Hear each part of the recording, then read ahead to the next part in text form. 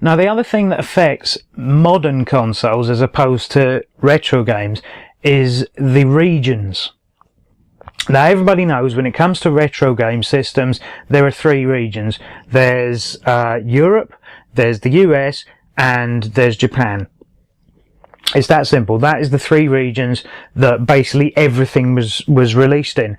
The trouble is with modern consoles, and because China has basically opened up trade with the rest of the world, and a lot of people don't know that China actually had an embargo on consoles for years and years and years.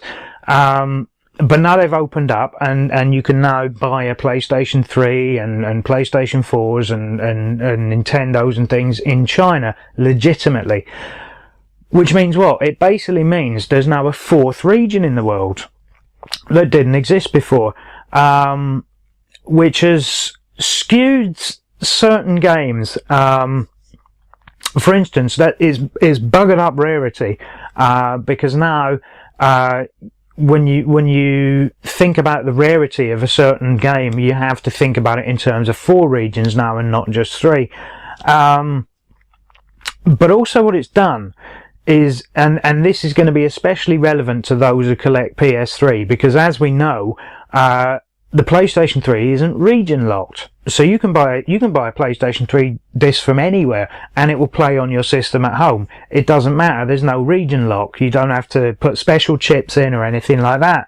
But what this means for English speakers, and a lot of people don't know this, and if you have an import shop near you, actually check this out. Part of the problem with buying games from Japan was a lot of the best games that came from Japan were obviously RPGs.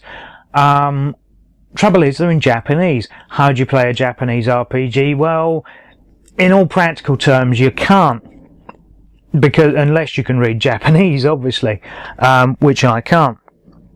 But what it basically means is that now there's this new Asian region, is a lot of Asian games come with English translations and certainly subtitles, and in some cases dubs as well. You'll find quite often that games that are made for the Korean market, and in fact the fact that China's opened up has actually pushed the video games market well into most of Asia now, where it didn't really exist before.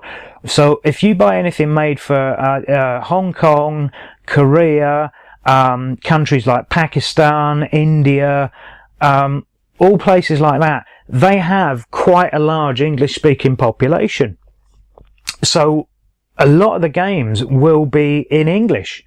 So whereas your Japanese version of a game that wasn't released in Europe or the US might all be in Japanese, the Asian region version might well have an English translation and sometimes even an English dub of any voice acting. So it is well worth, if you think you want to import a game from Japan, it is well worth having a look to see if the game came out in Hong Kong as well, because that way you'll not only be able to enjoy the game, you'll be able to enjoy it in a language you can understand. And this is a tip that not many people seem to know about. When I've mentioned it to people before, they've looked at me like I'm from Mars, but it's actually true. And a lot of people, especially people in England, have known about this for some time, because obviously historically we've got reasonably good ties with India and places like that. Most people know somebody that either lives in India or Pakistan or goes there on a regular enough basis that they could bring something back. But this is news to people in North America as well for some reason. They don't know about this.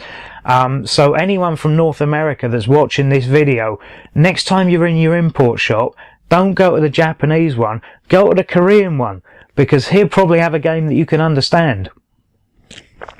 But this is another thing about regions, and this is what I forgot to mention in the previous segment, is not every game is rare or scarce in every region.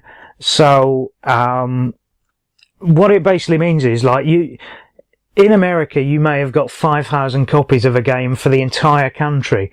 In Europe, we may have got the same 5,000 copies of a game, but there are far less of us. Or certainly in the English-speaking parts of Europe, there are far less of us to actually buy that game. So what that means is basically, as a percentage, there are more copies that we can get hold of.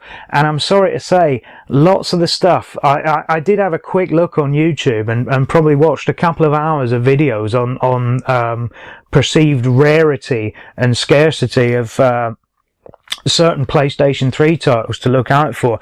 And I'm very sorry, Mr. America, if you've saved up 8 or 9 Valkyria Chronicles hoping to make a fortune out of it in a later date, but that game isn't scarce in Europe, or certainly not in the UK. I can go to any second-hand shop near me and I can pick up 2 copies of it for next to nothing, probably less than £10. So while that game might be worth saving if you live in the States, bearing in mind that if you're sitting on a few copies of that, in 10 years' time, everyone in America who wants to buy that game will be buying the European version, because again, PlayStation 3 isn't region locked. You can. So I would get rid of them now before you're hoping they're going to make you a fortune and they just won't. Or alternatively, what might happen is that they will start to become scarcer in Europe as Americans buy them up, because every video in Europe, every video on YouTube says that game is going to be rare.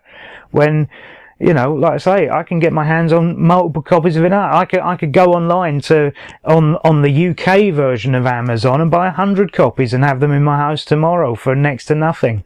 So yeah. The question of rarity and scarcity does depend what region you're in, but bearing in mind, we live in an international world now, and I can have anything on my doorstep from any seller anywhere in the world. So rarity in one place doesn't mean rarity in another, and it all works out eventually, if you get what I'm saying.